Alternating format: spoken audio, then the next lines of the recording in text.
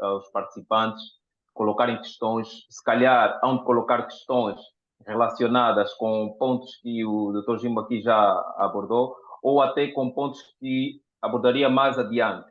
Mas queríamos depois fazer aqui uma pausa para Ok, que os participantes possam colocar tá questões. bem, Mas depois tá de bem então. terminar aqui esse slide, ou então o raciocínio daquilo que queria transmitir, nós Termina podemos esse sempre ponto. abrir. Ok, Sim, nós podemos sempre vou, abrir para que as pessoas possam colocar as suas questões. Porque, assim, há muitos aspectos aqui que mencionou e que já levantam certo, muitas questões exato, mesmo. Porque senão depois exato. acabamos nos perdendo nas questões ou acumulamos as perguntas para o final Tá e pode bem, não não, ser tá aqui bem, uma boa gestão. tá, tá bem, como preferir, não consegui perceber o que é que prefere. Não, eu entendo que o melhor seria terminar aqui o raciocínio, caso Ok, tenha tá algum bem, fio vou condutor então com o terminar. ponto anterior. Sim, sim, Tá bem, ok. esse ponto como é que eu diria, é um divisor de águas, né? O ponto a seguir, porque até aqui, até então falamos sobre, no fundo, o processo de formação ou Sim, celebração do contrato de trabalho. É que esses elementos, né, tirando um outro conexo, mas tem muito a ver com o processo de formação e celebração do contrato de trabalho. Porque a doutrina divergente, há quem, por exemplo, inclua a formação ou a constituição, modificação e extinção como vicissitudes, como fenômenos que ocorrem na relação de trabalho. A professora Palma Ramalho, como disse, por exemplo, separa essa parte da formação e constituição e começa a falar das vicissitudes, daquelas que são as variações, das mudanças, fenômenos que ocorrem no trabalho, quando fala apenas da modificação do contrato ou da relação laboral, da suspensão e da extinção do contrato ou das relações laboral. Então, queria fazer esse divisor de águas. Daqui para frente, passaremos então a abordar, a discutir então, questões referentes aos fenômenos, às alterações que o contrato de trabalho então pode, digamos, observar. Então, assim ok, sendo, podemos fazer o breaking que eu disse e depois passaríamos para outra parte. ok, está certo. Caros participantes, caros colegas, amigos e pessoal aqui em geral, eu gostava que quem quisesse, quer entender que tem alguma questão aqui ou queira partilhar alguma situação ou fazer perguntas ou até discordar com algum aspecto que foi mencionado, esteja à vontade de levantar as mãos e nós depois vamos autorizar pela ordem, né, de levantamento das mãos. Mas aqui, doutor Jimbo, eu gostava de aproveitar enquanto as pessoas vão se manifestando sobre as questões que queiram colocar ou, ou apresentar aqui, ou levantar as mãos para que depois sejam autorizados a, a abrir o microfone. Eu gostava que o doutor Ok, Jimbo esclarecesse aqui um aspecto, que falou força. sobre o tema da gravidez, que eu acho que é um ponto que nós nos debatemos muito em Angola e propriamente no momento do recrutamento, não é? E Exatamente. eu, particularmente, já trabalhei em empresas onde a entidade empregadora, ela mesma, de per si, já entendia que contratar mulheres era muito complicado, porque depois fica grávida, depois de 2 meses fica grávida ou 3, depois tem de ter a licença de maternidade, depois tem de sair mais cedo para cuidar das crianças e coisas assim. Então, eu pergunto aqui ao doutor Jimbo, a entidade empregadora, no momento da entrevista, pode questionar se ela tem filhos, se tem filhos menores, a idade dos filhos, se está grávida, embora também ela possa dizer que não, e se ela, a candidata responder que não está e depois de 2 meses diz a entidade empregadora que está grávida de 5 meses, que implicações é que há aqui? Não sei se me fiz perceber. Percebi perfeitamente. Não sei se posso responder já. Sim, sim, por favor.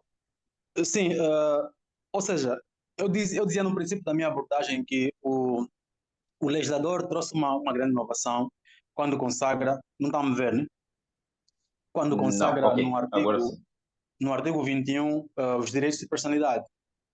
E boa parte deste direito de personalidade para além de salvaguardarem a própria personalidade, não é, do trabalhador e não só também do empregador, mas grosso modo do trabalhador, trazem, digamos, elementos muito interessantes. Por exemplo, o artigo 24, dados relativos à maternidade, tem filho, está grávida, se vai pretende fazer filho ou não, são chamados a lei da proteção de dados. Há uma lei que é a lei, onde é que eu tenho aqui? A lei da proteção de dados é a lei 22/11, certo? Não tenho aqui a lei, mas tem a referência. O artigo 24 da Lei Geral do Trabalho consagra, por exemplo, essa lei. Estabelece que a entidade empregadora não pode exigir ao candidato, número 1 do artigo 24, a entidade empregadora não pode exigir ao candidato ao emprego ou ao trabalhador que preste informações relativas à sua vida privada, aliás, salvo quando estas sejam estritamente necessárias e relevantes para a avaliação da respectiva aptidão no que respeita à execução do contrato de trabalho e seja fornecida por escrito a referida fundamentação, a linha B do 24, a sua saúde ou estado de gravidez, salvo quando particulares exigências inerentes à natureza da atividade profissional. Ou seja, o candidato ao emprego, isso aqui é na fase da formação do emprego. Essa questão que coloca tem a ver com a fase da formação. Uma coisa é a formação, outra coisa é a celebração. Na entrevista, por exemplo, se perguntar se a senhora está grávida, pretende ter um filho daqui a quanto tempo, esse tipo de informações a candidata ao emprego não é obrigada a prestar. E está salvaguardado aqui com base na proteção dos dados. São chamados dados sensíveis, ligados à esfera íntima, à esfera pessoal, que a trabalhadora, por exemplo, não é obrigada a fornecer. Aliás, em sede de direito do trabalho, há um instituto agora em voga que é o chamado direito à mentira. Então, em relação àquelas questões pessoais e não só, ligadas à sua personalidade particular, que nada tem a ver com a atividade que vai exercer, é legítimo o trabalhador, por exemplo, ou mentir ou omitir. Por exemplo, mas aquelas questões ligadas ao trabalho que vai desempenhar, tem que dizer a verdade. Por exemplo, imagina, digamos, uma atleta de alta competição, uma fundista, né? Uma maratonista, que se calhar vai ser, por exemplo, a lei de trabalho estabelece o contrato desportivo. O contrato de trabalho desportivo, por exemplo, é um contrato especial, mas então imagina que uma agremiação desportiva quer contratar uma fundista. Por exemplo, saber se ela, para uma competição que se vai iniciar em curto espaço de tempo, saber se ela está grávida ou não, tipo, é algo que está relacionado com a sua atividade e até periga a sua atividade física. Por exemplo, quando se quer contratar, por exemplo, uma modelo, uma bailarina, né? O professor João Garcia tem uma obra que fala sobre a produção da maternidade, muito interessante. Ele, por exemplo, dá esses exemplos. Se quer contratar uma bailarina ou uma modelo, por exemplo, estar grávida é uma questão que, tipo, interessa ao empregador. Então, tipo, apesar de ser uma informação de foro íntimo, não é? É um dado sensível, como diz a lei 22/11, todavia, esse chamado direito à mentira que não serve, por exemplo, se a empregadora mentir, não é? Viola, como dizia o princípio viola o princípio da boa-fé e, consequentemente, acarreta uma responsabilidade pré-contratual na fase, portanto, da formação do contrato. Então, dito de outro modo, assim, em termos genéricos, há dados, há informações, por exemplo, relativas a dados pessoais, artigo 23 da vida privada. A trabalhadora não é obrigada a dar, salvo se forem questões referentes à sua segurança, à segurança de terceiros ou até à segurança das instalações, como, por exemplo, imagine, por exemplo, ações de videovigilância no artigo 26. Por exemplo, a utilização de equipamento tecnológico como meios de vigilância à distância, diz a lei, é lícita sempre que tenha por finalidade a proteção de segurança das pessoas, bens e meios da produção ou quando particulares exigências inerentes à natureza da atividade o justifiquem. Mas em relação à produção de dados, por exemplo, dados relativos ao estado civil, opção sexual, estado de gravidez ou não, tem respaldo no artigo 24 e a trabalhadora só pode fornecer esses dados, certo? Se justificarem e seja, não é, inerente à natureza da atividade que se vai digamos, propor a realizar. Só nesses casos. Fora desses casos, tem o chamado direito à mentira, não é obrigado a dizer. E se for Ok. despedida, né, por conta da gravidez, mais lá para frente também a mulher goza de proteção quanto ao despedimento. A mulher grávida, no caso. Proteção Ok. quanto ao despedimento. Ok. Tem aqui o E, chamado direito à e, mentira. e, doutor Jimbo, eu penso que foi bastante esclarecedor aqui. Eu já passo a palavra ao Jesus Freitas. Nós temos aqui uma pergunta no chat. E temos uma pergunta no chat e tem uma outra pergunta de acordo com a abordagem que fez logo no início. Então, a fim de articular melhor isso, eu já faço a pergunta do chat, mas antes há uma questão que, assim, de forma muito rápida, muito telegráfica, eu gostava que esclarecesse. Usou a expressão execução específica. Era Exato. importante, como nós temos aqui pessoas que não são da área de direito, que o doutor Jimbo esclarecesse efetivamente o que é uma execução específica. Primeiro aspecto. Mas quando é que usou exatamente essa expressão? Usou quando se referia ao contrato de promessa de emprego. Mas Certo. aqui, no tema do contrato de promessa de emprego, pronto, eu precisava que esclarecesse o que é execução específica, só para ficar claro aqui às pessoas que estão a acompanhar o webinar. Está certo. Mas aqui no contrato de promessa de emprego, o doutor Jim também referia que o empregador pronto, o que eu percebi é que ele não vincula o empregador, o contrato de promessa de emprego. O que eu percebi é que ele não vincula. Mas a questão num contrato de promessa de emprego, ou quando se está diante de um contrato de promessa de emprego, o trabalhador tem alguma expectativa. E ao ter essa Certo. expectativa, o trabalhador abre mão de certas promessas de emprego. Ou seja, Ok. imagina a empresa A que celebra com este trabalhador um contrato de promessa de emprego. E depois, outra coisa que eu não percebi é se ele deve ser reduzido ao escrito ou não. Ou se o contrato se é obrigatório reduzir esse contrato de promessa de emprego a escrito ou não. E o trabalhador abre mão de outras propostas. Será que depois a entidade empregadora A, que celebrou o contrato de promessa de emprego, se ela não avançar com o contrato efetivo, isso também não põe em causa o próprio trabalhador, a vida do próprio trabalhador, ou do promitente, digamos, Ok. trabalhador? Ok. Certo, certo. Certo, Paulo. Percebi a questão. Vou começar de trás para frente. Em Sim, relação o contrato promessa, como diz aqui o artigo 9º da Lei do Trabalho, podem, não é, ser celebrados por escrito, não é? Ou seja, a forma tem que ser escrita. O contrato de promessa de trabalho tem que ser por escrito, certo? Nos quais, diz ok. a lei, manifesta de forma expressa a vontade de celebrar o contrato de trabalho. Agora, digamos, a expectativa no fundo, como é que eu diria? A expectativa é para vir a celebrar o contrato, não é uma expectativa, por exemplo, como eu diria, como é que eu posso explicar isso em termos mais terra a terra? Ou seja,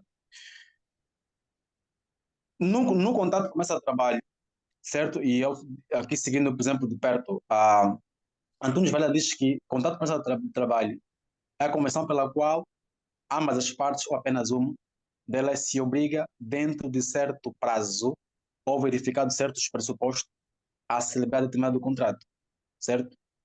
E então, agora, caso, por exemplo, existe alguma violação do contrato promessa por parte do empregador, como acho que é o seu exemplo, certo? Essa questão resvala, como disse, no âmbito da responsabilidade pré-contratual, no âmbito do direito civil. E no âmbito da responsabilidade pré-contratual, os danos que forem causados ao trabalhador defraudado serão certamente ressarcidos, mas terá que fazer prova, por exemplo, desses danos. Como diz, por exemplo, que perdeu outros contratos. Se conseguir fazer prova de que esses contratos que ele perdeu, que esses contratos que ele eh, perdeu por conta, mas é um pouquinho complicado, tipo, se ele não celebrou, então, esses contratos que ele perdeu foi por conta, caso, por conta da sua confiança de que, exatamente, por conta da sua confiança de que o empregador viria então a celebrar o contrato definitivo, certo? Desde que consiga provar que teve danos na sua esfera jurídica, nesse sentido, poderá invocar o artigo 227, que aqui é a chamada culpa in contraendo, ou seja, tentar responsabilizar o empregador por responsabilidade civil pré-contratual, por violação na formação do contrato. Entretanto, importa aqui referir, passamos agora e tenho aqui uma ideia rápida, importa aqui, portanto, referir que a execução específica, como eu dizia, quando eu me lembrar, volto para essa questão, tenho aqui uma ideia que me escapou agora, mas a execução específica, que acho que é a primeira questão que põe para frente, Sim. é um mecanismo usado para, então, sancionar aquela parte que viola um contrato de promessa. Caso, por exemplo, não exista um sinal, que são outras formas, ou até uma cláusula penal. São figuras jurídicas muito técnicas, né? Temos que, se calhar, levar mais que para tentar explicar, mas, em tese, execução específica é o quê? É eu e o Paulo, celebramos um contrato de promessa, Paulo não quer cumprir. E eu tenho todo o interesse que o Paulo cumpra, que celebremos o contrato definitivo. O Paulo não quer fazer voluntariamente. Então, vou ao tribunal e intento uma ação de execução específica para que o Paulo, então, seja obrigado a celebrar o contrato que prometeu comigo. Em tese, né, sem muita dogmática, execução específica é basicamente isso. Então, o professor Menezes Leitão, por exemplo, entende que não faz sentido constituir uma relação jurídico-laboral por meio de uma sentença judicial, porque o contrato de trabalho é um contrato. E o contrato está sempre alicerçado no princípio da autonomia da vontade. A vontade em direito ela tem que ser livre, espontânea, não é de boa fé e consciente, por exemplo. Então, tipo, pergunta-se, deve-se obrigar alguém a celebrar um contrato que não queira? De certa forma, epá, fica assim algo meio sem sentido. Então, no fundo, entende-se que pelas particularidades do contrato de trabalho, porque há um aspecto importante do trabalho que tem a ver com a confiança, né? Quando contamos a alguém, é um contrato de alguma forma fiduciário, tem a ver com muito pela confiança. Então, ainda que, por exemplo, né, tenha existido esses danos na esfera jurídica de Paulo por não termos levado o contrato definitivo, recomenda-se que o melhor é lançarmos mão aos meios de indemnização nos termos da responsabilidade civil pré-contratual pelos danos eventualmente causados. Não obrigar, por exemplo, que o Paulo celebre o contrato com o seu trabalhador com o qual não quer celebrar, ou vice-versa, que invertemos os termos do exemplo. Então, no essencial, é basicamente isso. O mecanismo que aquele que se vir lesado as suas expectativas por conta da violação do contrato de trabalho pode invocar aqui responsabilidade civil pré-contratual. E digo mais também, por exemplo, pode também ele ou as partes, nesse contrato de trabalho, outras figuras em direito civil das obrigações que também ajudam a cautelar questões de, digamos, de sancionar quem viola um contrato de promessa, que é as partes podem conversar num sinal, uma cláusula penal, dizer, olha, Paulo, vamos celebrar um contrato de promessa, tu como és um bom contabilista, eu vou, e estás a se formar agora, então vamos celebrar um contrato de promessa, quando terminares, daqui a 3 meses tu terminas, te defende, quando terminares e conseguires então a carteira da ordem dos contabilistas, vens trabalhar para mim. E tu vais empenhado, estudando para então que depois no final celebremos o tal contrato de trabalho, aqui uma promessa. Podemos aqui elencar ou incluir aqui as chamadas cláusulas acessórias típicas nos contratos. Ok. Podemos pôr aqui um sinal, uma cláusula penal, que são mecanismos, digamos, de sancionar o incumpridor. Sinal, cláusula penal são cláusulas acessórias típicas e também penso que para não desvirtuarmos aqui o debate, eu acho que não sei se também teria que tentar aprofundar isso, mas penso que Não, não, não, é assim, doutor Jimbo, e aqui no final, eu vou já passar para a questão que foi colocada no chat, mas aqui no final, o doutor Jimbo fala de um aspecto muito interessante, que são essas promessas que algumas vezes as pessoas recebem, tanto, pronto, de familiar, aquilo está mais no fórum privado, mas acontece também no fórum corporativo, né? Algumas empresas que dizem, olha, depois de terminares a formação X ou Y, tu vens e nós vamos empregar. e depois no fim do dia acaba não acontecendo assim. Só que a falta de literacia jurídica por parte de muitos trabalhadores, até pessoas que são peritas em outras matérias, em engenharia, gestão e por ali fora, a falta de literacia e essa sensibilidade jurídica reduz o poder negocial dos trabalhadores, em Sim, muitos sim, sim, casos. exatamente. Né? E o Isso é. trabalhador às vezes não consegue dizer, olha, tá bem, então eu vou lá, vou terminar o curso, que é fundamental para mim, mas eu gostava que celebrássemos aqui por escrito que depois de eu ter terminado o curso, eu vou ser incorporado aqui no quadro de trabalhadores. Pronto, essa aqui Não, é apenas um comentário. tem que ser por escrito, tem que ser por escrito. O contrato de trabalho, nos termos do artigo 9 da Lei do Trabalho, deve ser celebrado por escrito. Ok, sim, Ou esse seja, é há uma apenas um faculdade, né? comentário aqui adicional. Mas eu passo para a questão que foi colocada, que é essencial, a questão que foi colocada no chat. Pronto, muitos de nós já passamos na qualidade de professores e alguns de nós Manda vir. encaminhamos também aí nos colégios. E Exato. a questão que foi colocada foi como se procede o contrato de trabalho com instituições escolares privadas, entre parênteses colégios, qual é o regime? E depois, Nos termos da. adicionalmente, ele Uhum. coloca que obedece o regime normal ou de prestação de serviço. Não, o regime ou seja, no atual, na atual conjuntura, de acordo com a atual lei do trabalho, Porque o aqui, desculpa, contrato. doutor Jimbo, desculpa, porque aqui a grande questão, e o colega, o participante aqui que expôs essa questão, ele, é uma questão bem colocada, porque o grande tema aqui é o que é efetivamente um contrato de trabalho, o que é um contrato de prestação de serviço.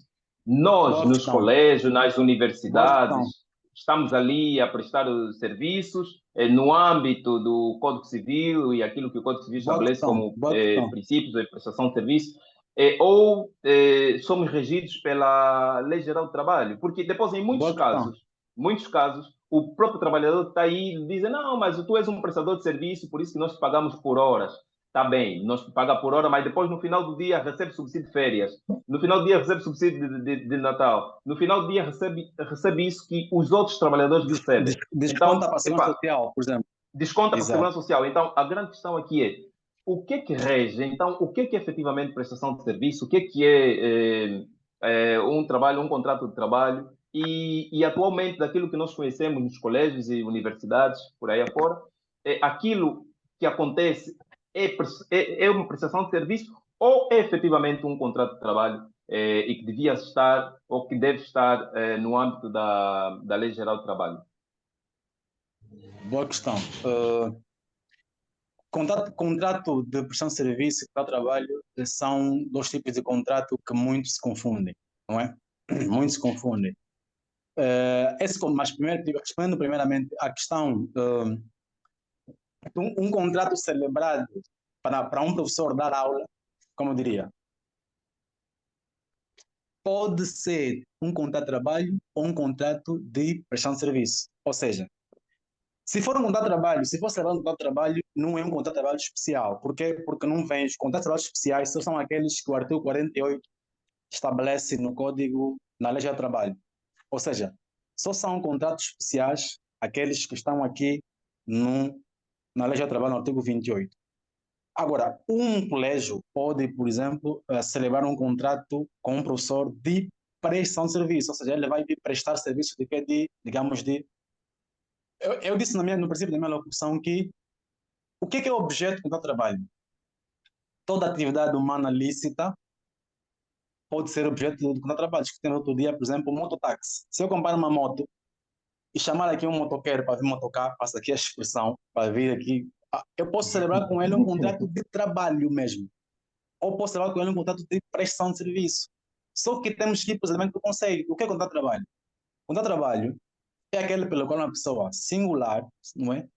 Se vincula ou presta a sua atividade mental ou física, intelectual ou física, a uma outra pessoa, singular ou coletiva, sob a direção e autoridade, mediante uma retribuição. Tem três elementos do conceito: prestar uma atividade, subordinação jurídica e retribuição. Estes três elementos, quando estiverem presentes, Em tese, é um contrato de trabalho, mas, tipo, na teoria, depois, ou se quisermos, na prática judicial, nos tribunais, e entende-se nessa matéria que o contrato não é o que as partes dizem que é, mas é o que resulta, não é? É o que resulta da relação que eles estabelecem em concreto. E o contrato de prestação de serviço, ao contrário do contrato de trabalho, por exemplo, pode ou não ser remunerado. Por exemplo, pode ser de forma gratuita. Alguém pode prestar de forma gratuita. E também o prestador uma outra diferença entre ambos tem a ver com o facto de, no contrato de prestação de serviço, o prestador de serviço tem a possibilidade de prestar sua atividade manual ou até intelectual com alguma autonomia. Imagine, por exemplo, um contabilista que presta serviço de assessoria à tua empresa. Você não vai lhe dizer, em regra, que tem que ver 8 horas, sair 15 horas. Então, alguns elementos específicos são próprios para o trabalho, regime de entrada, assiduidade, marcar ponto, descontar a segurança social. Por exemplo, muitas das vezes, o que os colégios fazem? Dizem no papel que é um contrato de prestação de serviço, mas a prática diz que é contrato de trabalho. Em sede judicial, no tribunal, o tribunal vai sancionar esse contrato, essa relação como um contrato de trabalho. E em caso, por exemplo, de despedimento ou outra coisa qualquer que o trabalhador reclama, será tratado isso como um contrato de trabalho, porque temos que olhar quais são os elementos tipológicos, que são essa subordinação jurídica, a atividade prestada e a remuneração, ou os indícios, o que você disse, subsídio de Natal, subsídio de férias, segurança social, IRT, embora aqui IRT refere-se ainda o trabalhador, por exemplo, prestação de serviço é um trabalhador por conta própria, entende assim? O teu Sim, subordinado é por conta de outro. exatamente. Mas, por exemplo, desconta para a segurança social, paga o IRT no regime de por conta de outro, por exemplo, eu já me parei com um caso na prática em que a trabalhadora é descontada num regime por conta de outra, subordinado, escreveram a prestação de serviço, não colhe.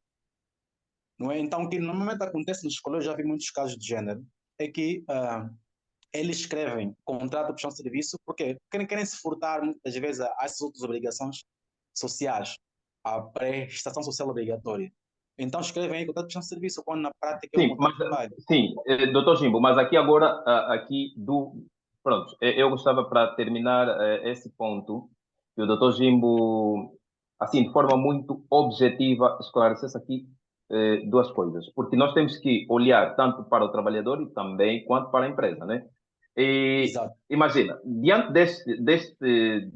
desta radiografia que nós fizemos e estamos aqui, e porque temos experiência nisso, em trabalhar em colégios e devo dizer, por exemplo, que normalmente nos colégios tu tens um horário a cumprir, eh, e eu não sei se o facto de ter um horário a cumprir, isso já deixa de ser uma prestação de serviço como tal e passa a ser um contrato de trabalho.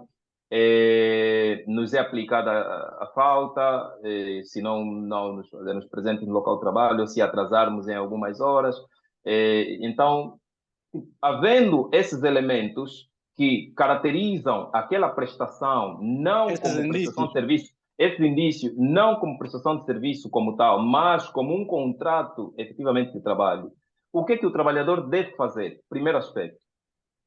ok. E porque, por exemplo, o trabalhador aqui a ouvir, e os trabalhadores que estão aqui a ouvir essa live, esse webinar, ele agora diz, então meu contrato já não é um contrato de prestação de serviço. Eu sou um trabalhador efetivo dessa empresa e até o facto de não haver por escrito um contrato que diz se estamos aqui, a nossa relação é a tempo determinado ou indeterminado, pela lei, e se nós estamos vinculados a esta Lei Geral do Trabalho, logo o meu contrato com o Colégio XPTO é um contrato a tempo indeterminado, não é? Então, o trabalhador acaba pensando dessa forma.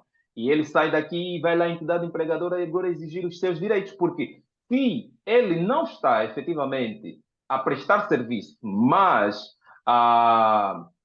diante de um contrato de trabalho no âmbito da Lei Geral da Lei Geral de Trabalho, ele tem direito a tudo que a lei estabelece, como férias, tem direito a subsídio de férias, tem direito a subsídio de abono ou subsídio de Natal, ele tem direito a tudo que a lei estabelece. Não sei se é esse o entendimento.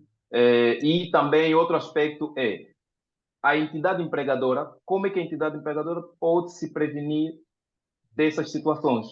Que tipo de contrato é que ele efetivamente deve celebrar? Daquilo que é a experiência que nós sabemos, e aquilo que conhecemos dos colégios e das outras instituições de ensino que contratam professores, mas assina-se aí o contrato de prestação de serviço. Eu, honestamente falando, numa universidade, e alguns sabem, onde eu dei aulas, eu quando recebi, olha, o primeiro contrato aqui, assim, a título de testemunho, o primeiro contrato eu até nem dei muita atenção, mas no segundo contrato, que foi no ano Ok. seguinte, eu li o contrato e eu disse, não, desculpa, mas aqui nós estamos diante de um contrato de prestação de serviço, porque tinha aí cláusulas, colocaram cláusulas que me remetiam à Lei Geral do Trabalho. Então, se nós estamos diante de se vocês dizem que é um contrato de prestação de serviço, como é que vocês me sancionam no âmbito da Lei Geral do Trabalho?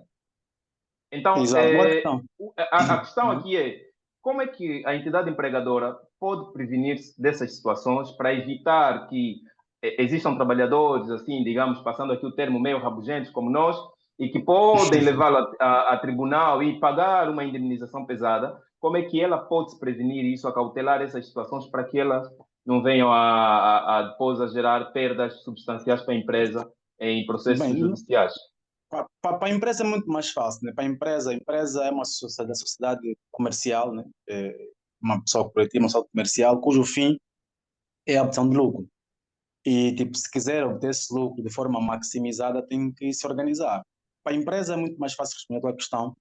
Penso que uma empresa que se preze, ainda que não tenha um departamento estruturado do âmbito jurídico, mas pelo menos tem que procurar assessoria técnica. Por isso é que existem os juristas.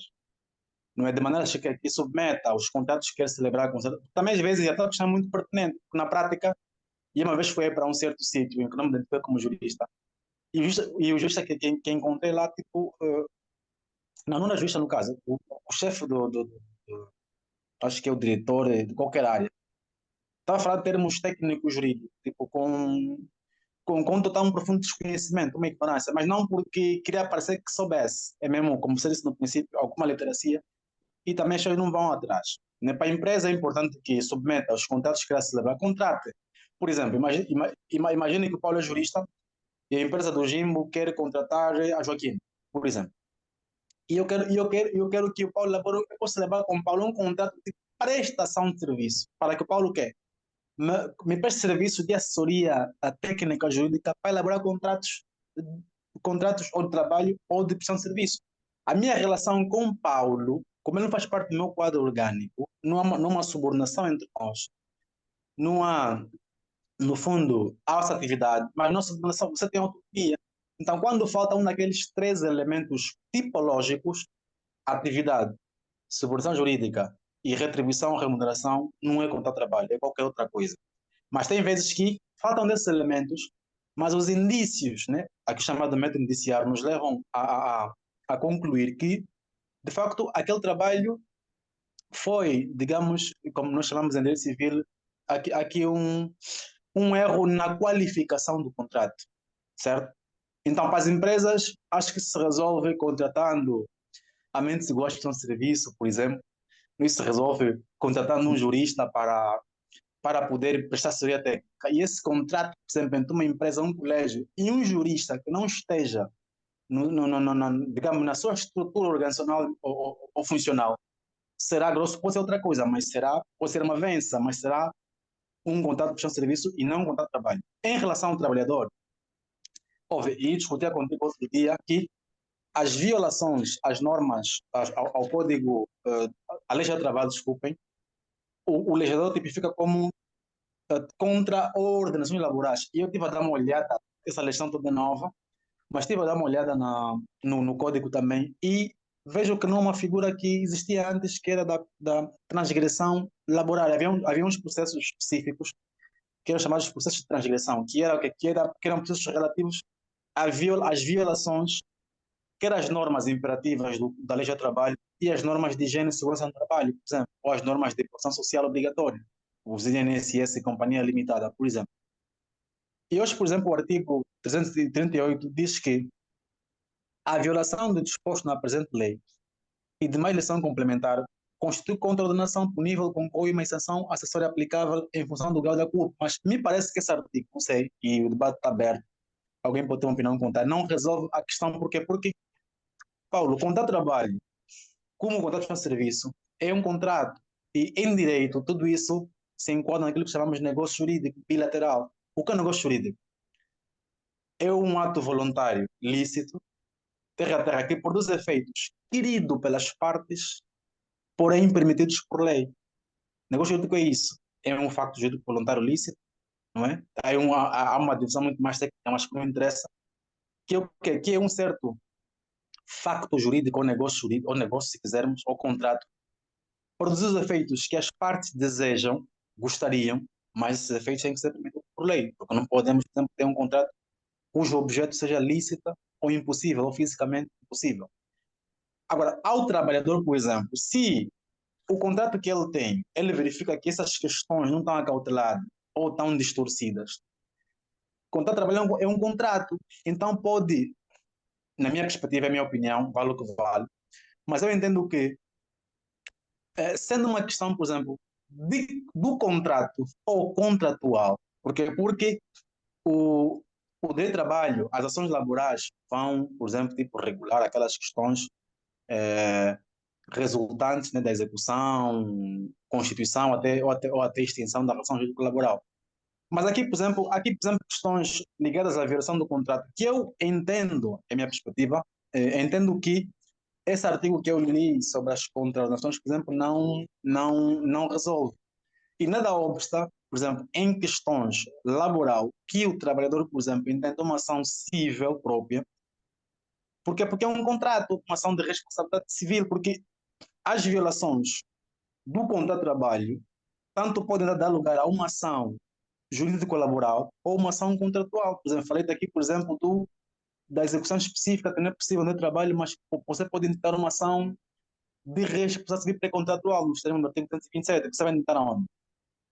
Me parece, não sei, me parece que você não pode numa ação num tribunal, salvo melhor entendimento, do trabalho, intentar isso. Então, em regra, eu penso que essas questões quanto ao trabalhador é um pouco mais complicado, mas ele pode sempre usar os mecanismos que a lei estabelece, que a lei dispõe. Eu entendo que aquele artigo que eu disse aquela hora relativamente às transações laborais eram muito mais claras, eram muito mais concretas. E hoje, por exemplo, entendo que um contrato completamente desvirtuado da Lei Geral do Trabalho, o trabalhador pode querer tentar uma contra-ordenação laboral, como está aqui, contra-ordenação laboral, ou mesmo intentar uma ação civil. É o Ok. entendimento que tenho. Ok. Jesus Freitas, por favor, se não sei se a questão foi ultrapassada, mas se ela não foi ultrapassada, gostava que ligasse o microfone e apresentasse. Sim, sim. Boa noite já a todos e a todas. Antes de tudo, parabenizar o orador, o doutor Jimbo, e o moderador Paulo Quimbango. Até aqui, a apresentação está a ser muito, muito interessante. Eu tinha muitas questões, algumas fiquei já ultrapassado pela boa explanação que foi feita aqui sobre o contrato de trabalho de acordo com a Lei número 12/23, de 27 de dezembro, que entretanto entrou em vigor em março deste ano. Mas há algumas que ainda prevalecem, algumas dúvidas que tenho. Uma delas é sobre, queria ouvir do orador qual é a avaliação que faz em termos de recuos ou avanços, quer do ponto de vista na ótica do empregador, como na ótica do trabalhador, a questão da indenização no âmbito dos contratos de trabalho, a questão da indenização, o que acha na ótica do empregador, na ótica do colaborador, olhando para a lei 7/15 e para a lei geral atual, a 12/23, há avanços, ou seja, há mais vantagens agora ao trabalhador em relação ao empregador, ou está numa situação que entende ser justa, considerando os dois atores aqui, face à lei anterior. Uma segunda questão, não propriamente uma questão, mas um pedido aqui de comentário, se for possível, da parte do orador, é qual é a avaliação que faz, sendo que o mundo todo tem alguma preocupação, que em África é acentuada e no nosso país não é exceção, que é do trabalho infantil. Como é que acha que a nossa Lei Geral de Trabalho, do ponto de vista da regulação ou de alguma, se quisermos, de prevenção destas situações, como é que ela está? Acha que está, tem mecanismos suficientes para controlar essa questão do trabalho infantil? E depois tem uma terceira questão que é relacionada ao teletrabalho. Vimos agora introduzida na Lei 12/23, muito embora já tivesse um diploma que foi aprovado em 2022 sobre o teletrabalho, tanto é que nesta Lei 12/23 faz-se referência de que o teletrabalho é regulamentado em diploma próprio, que é este, aprovado em 2022. Mas eu aqui trago uma preocupação. Eu sou economista e estou um pouco mais para a análise do mercado de trabalho, mas nesta perspectiva da economia. E, coincidentemente, no ano passado, a mais recente vencedora do Prêmio Nobel foi sobre estudo de mercado de trabalho e foi sobre a participação das mulheres. E aqui eu trago a preocupação sobre o teletrabalho, porque há três, quatro situações que este diploma sobre a Lei Geral do Trabalho, ou sobre o teletrabalho, traz, ou que são possíveis. Traz uma primeira situação, que é o das grávidas em situação de saúde atendível, e traz outras de indivíduos, sejam homens ou mulheres, que tenham sobre o seu cuidado menores de 5 anos e tenham uma outra situação de pessoas que estejam em estado de saúde incompatível com a atividade laboral presencial e também uma última situação que é quando decretado o estado de necessidade constitucional. Mas eu me atenho à primeira situação, das grávidas em situação atendível e de indivíduos que tenham sob seu cuidado menores de 5 anos, para falar justamente sobre o que eu comentei no início, sobre a participação das mulheres no mercado de trabalho. Não lhe parece que, considerando os últimos meses da gestação, que em geral as mulheres, em Angola sobretudo, passam a estar em uma situação de saúde atendível e depois de darem à luz e cumprido o período da licença à maternidade, passam a estar na segunda categoria, ou seja, passam a ter um menor de 5 anos sob seu cuidado. Não lhe parece que isto acaba por prolongar, em muitos casos, aqui também dependendo do setor da atividade, o período em que estas mulheres, algumas poderão até estar em teletrabalho, outras eventualmente não, mas não lhe parece que isto pode ser uma situação, considerando também outros elementos sociais da nossa sociedade, que poderão dar lugar, eventualmente, a uma segunda gestação que, ao invés de permitir o teletrabalho, poderá mesmo dar lugar à saída ou à redução da participação das mulheres no mercado de trabalho? Ok. São essas as questões, obrigado. Tá bem, Jesus, obrigado pelas questões muito pertinentes, mas em relação à última, no fundo, não consegui perceber, desculpe, qual é a questão em concreto. Não sei se fez um comentário ou questionou mesmo. É um comentário Em relação ao manifestando uma teletrabalho. preocupação sobre a possibilidade, considerando as quatro situações que o decreto sobre o teletrabalho traz, mas em especial as duas primeiras situações das mulheres grávidas em saúde atendível ou com menor sob seu cuidado, se isso de alguma forma não pode trazer aqui um risco de redução da participação das mulheres no mercado de trabalho. Um risco da participação das mulheres no mercado de trabalho. Boa, tá bom, percebi. Jesus coloca questões muito interessantes, né? A primeira questão tem que ver com o regime das indemnizações, avanços e recuos da lei, essa lei também nova, da lei 12/23, a nova Doutor lei geral do Jimbo, trabalho, a lei Doutor Jimbo, eu vou pedir assim que as questões fossem respondidas e que também pedir aqui a todos que as questões fossem formuladas de forma objetivas, só para nós podermos ok, conseguir atender exato, aqui um maior número de questões e de participações. está bem. Então, respondendo à primeira questão, ao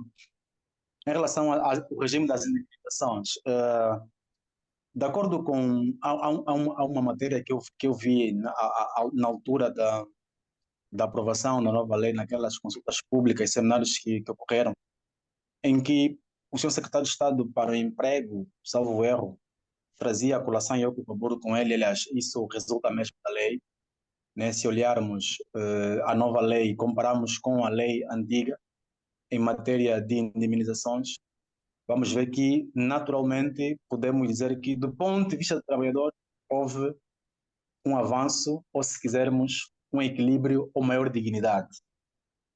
Do ponto de vista do trabalhador, desculpa, não sei se eu disse empregador, do trabalhador, houve nessa medida, é insofismável. Ao passo que a generalidade das entidades empregadoras acham essa lei, né, nessa matéria e noutras, algo precipitada que pode pôr em causa a empregabilidade.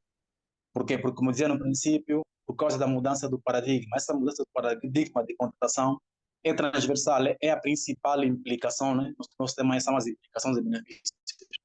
A principal implicação é que esse regime de empregabilidade, regime de contratação, paradigma, se quisermos, mexe com toda uma estrutura.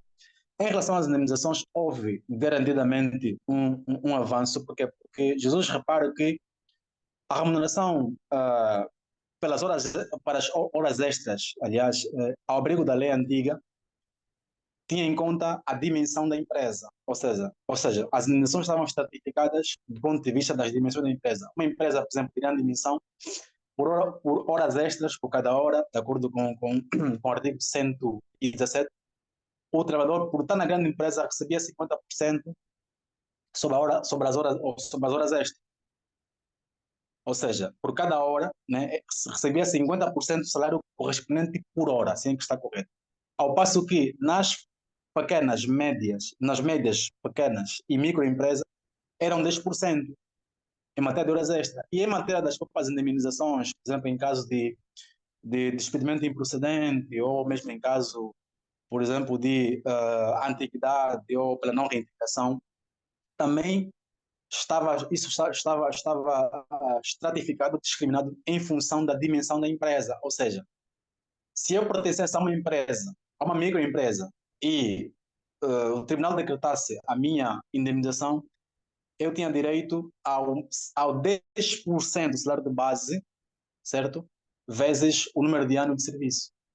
Era assim que era calculado. Então, do ponto de vista das indemnizações, claramente, do ponto de vista do empregador e empresário, está a obter lucro e entende que aquele regime que permitia eu e o empregador estabelecermos o regime de contratação que era, grosso modo, a regra ainda por tempo determinado, porque só depois de algum tempo, 5 anos nas grandes empresas e 10 anos, desculpa, e 10 anos nas pequenas, micros e médias empresas, é que o contrato convertia-se de tempo determinado para tempo indeterminado.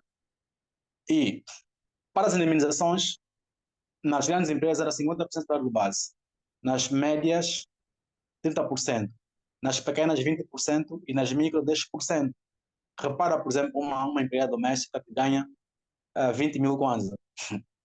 De quanto é que é 10% de 20 mil kwanzas? Então, nesse ponto de vista, quanto às indemnizações e as indemnizações, houve um claro avanço na minha perspectiva, e até porque Jesus, o que está no cerne do direito de trabalho é o princípio da proteção do trabalhador. Ou seja, na sua gênese, o direito de trabalho tem sempre, procurou sempre salvaguardar os mecanismos de proteção do elo mais fraco dessa relação, porque não é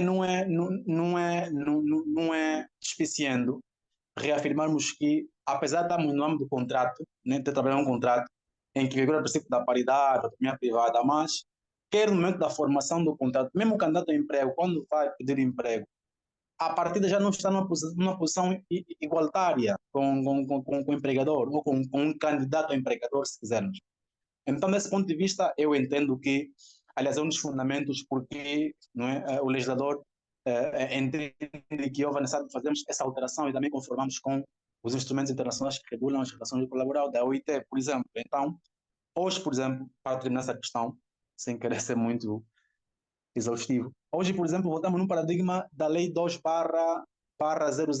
a lei anterior à Lei 7, que não importa a dimensão da empresa, não importa a dimensão da empresa, hoje, por exemplo, em matéria de indemnização, são 50% do salário de base, não importa se está numa pequena, média ou grande empresa. Aliás, essa diferenciação entre dimensão da empresa para efeitos de indemnização hoje desapareceu. É um dos grandes avanços, é um dos maiores avanços, a par do regime de contratação por tempo indeterminado que a nova lei traz. Ok, Jesus? Então, na minha perspectiva, houve um avanço, houve um maior equilíbrio, houve uma maior dignidade. A dignidade da pessoa humana é tratarmos o outro como gostamos de ser tratado, né?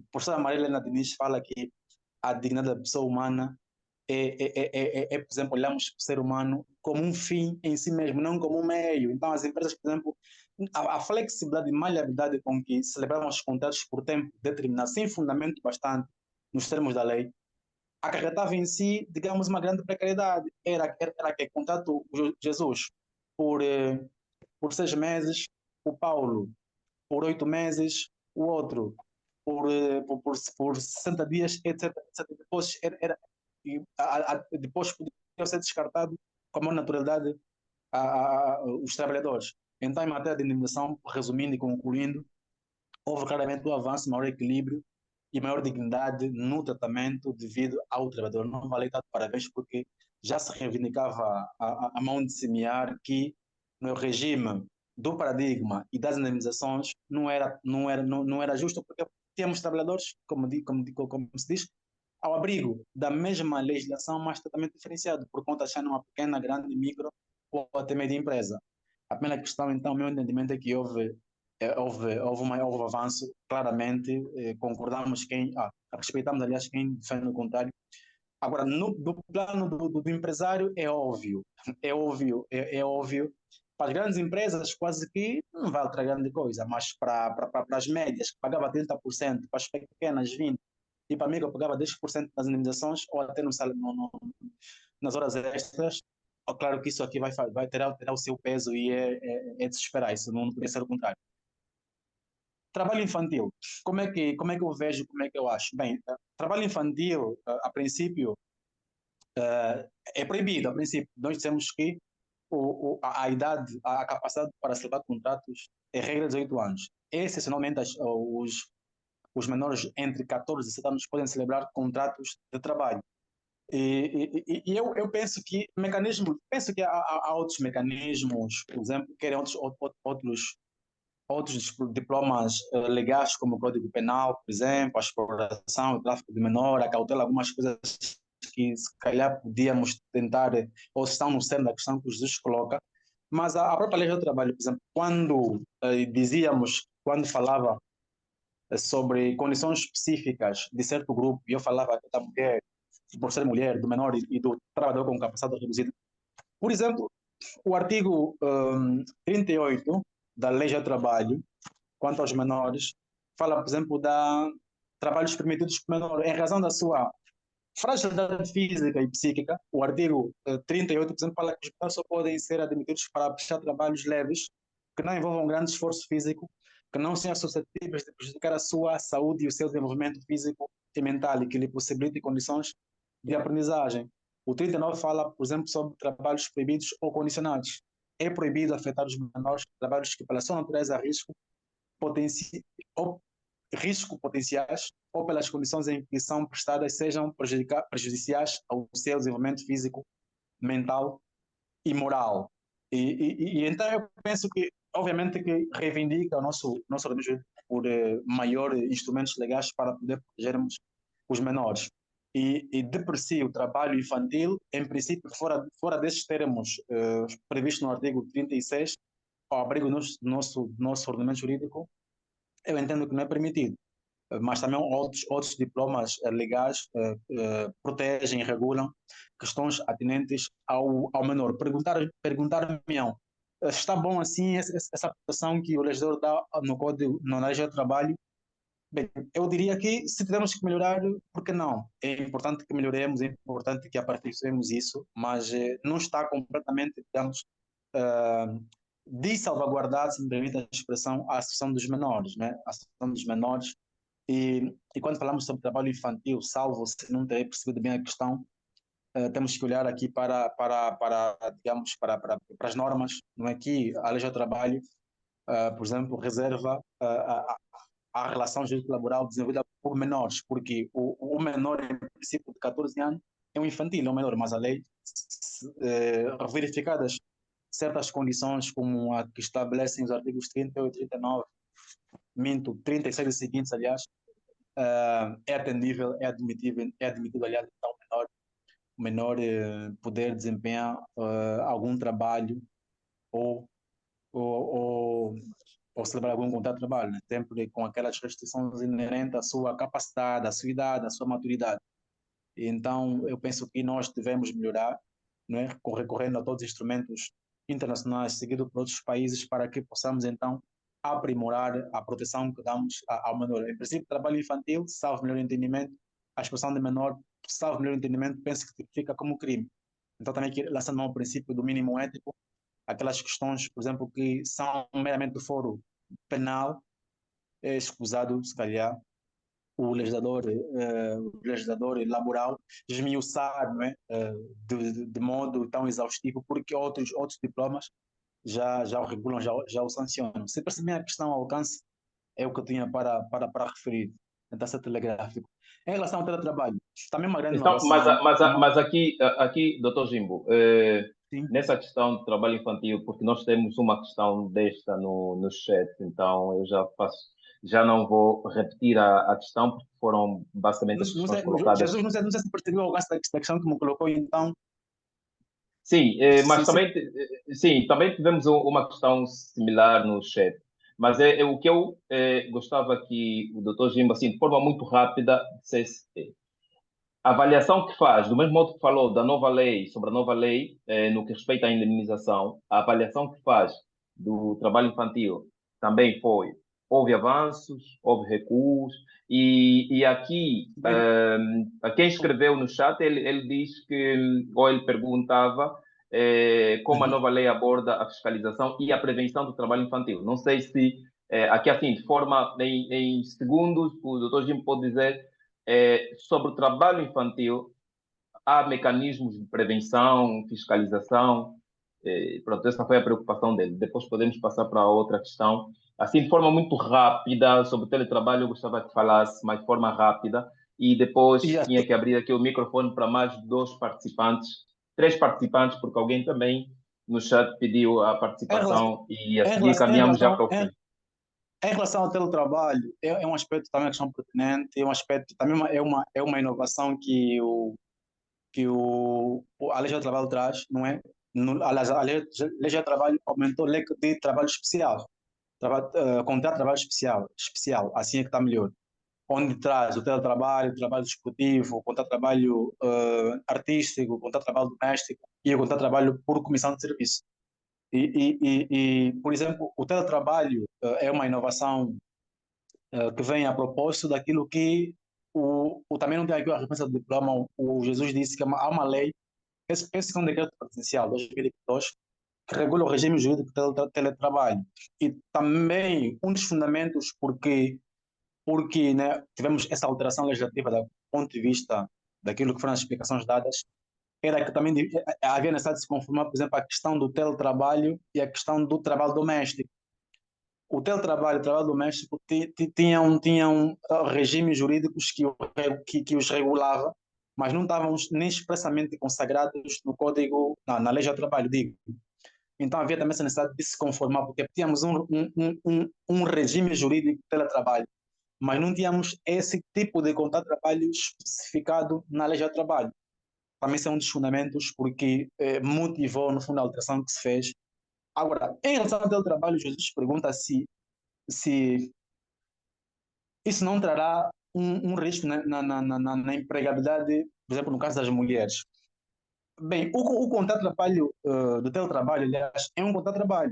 E então, a meu ver, não sei qual é o risco que isso daria. Se calhar, tipo, aqui eu pensei que a questão fosse no sentido de que, pelo facto da mulher, por estar grávida, ficar abrangida num dos fundamentos, porque é possível, de acordo com o regulamento específico, celebrar um contrato de trabalho e depois também ficar na condição de pessoa a cargo de um menor de 5 anos, penso que é 5 anos, no tempo do Covid falava-se em 12 anos, mas eu não estudei essa lei, não permite-me aqui a humildade intelectual, mas a impressão que tenho, a ideia que tenho em relação ao trabalho ao teletrabalho, aliás, é que, pelo contrário, e daquilo que são os relatos que já ouvi de algumas empresas mesmo, e também falo da perspectiva, é uma pesquisa muito pessoal, vou já dar uma nota básica, mas é que constatou-se que, ao contrário do que se esperava, por exemplo, né, algumas empresas que na época da Covid, digamos, liberaram o teletrabalho, muitos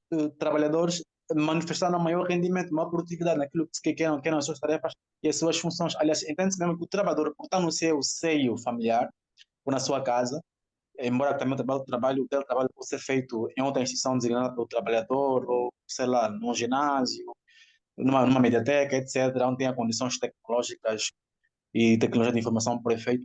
Todavia, o entendimento que eu tenho é que, tipo, penso que não coloca em causa a questão, a empregabilidade da mulher no mercado de trabalho, porque é um contrato como tal. Agora, a questão que se coloca é se de facto será lícito essa mulher que estando grávida já beneficia, será lícito, né? Diria se é justo, né? Se calhar é a questão de justiça. Já esteve grávida, tem a questão da proteção da maternidade, da mulher grávida. A lei também é muito incisiva nesse aspecto da proteção das mulheres, no artigo 28 e seguintes. Depois fica mais em casa, porque, ou em teletrabalho, se quisermos, porque terá a cargo um menor. Então, a questão aqui, penso que a discussão é nesse polo.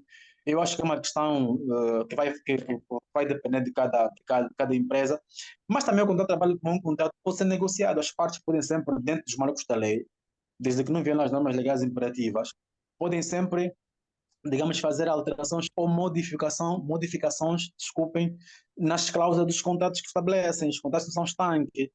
Por exemplo, outro dia discuti com o Paulo em relação à questão do salário, por exemplo. Nós podemos, por uma questão, digamos, de econômica ou outra, o empregador pode negociar com o trabalhador em caso queira se manter para não ser despedido por causa objetiva, em que faça alguma pequena redução do seu salário. Por exemplo, vemos muito isso nos contratos esportivos. E então, eu penso que se a mulher em teletrabalho, apesar de beneficiar dos dois fundamentos ou pressupostos para que esteja em teletrabalho, tem um contrato de trabalho, então penso que a empregada não fica afetada. Ficar assim afetada, se calhar, como eu diria, digamos, a bondade ou a justiça de eh, continuar permanentemente em teletrabalho, né? Então, penso que é Mas, uma questão que. mas aqui, doutor Jimbo, aqui há um ponto que fica sem perceber. Eu não sei se alguns colegas que estão aqui também podem eventualmente ter a mesma percepção que eu. É assim, eu fiquei sempre, honestamente falando, fiquei meio baralhado agora com um aspecto, que é contrato teletrabalho. O contrato de teletrabalho provavelmente vem a ser um contrato em que eu assino com a entidade empregadora e que eu vou prestar o serviço ao meu domicílio ou à distância, e como eu, em particular, estou agora, como alguns sabem.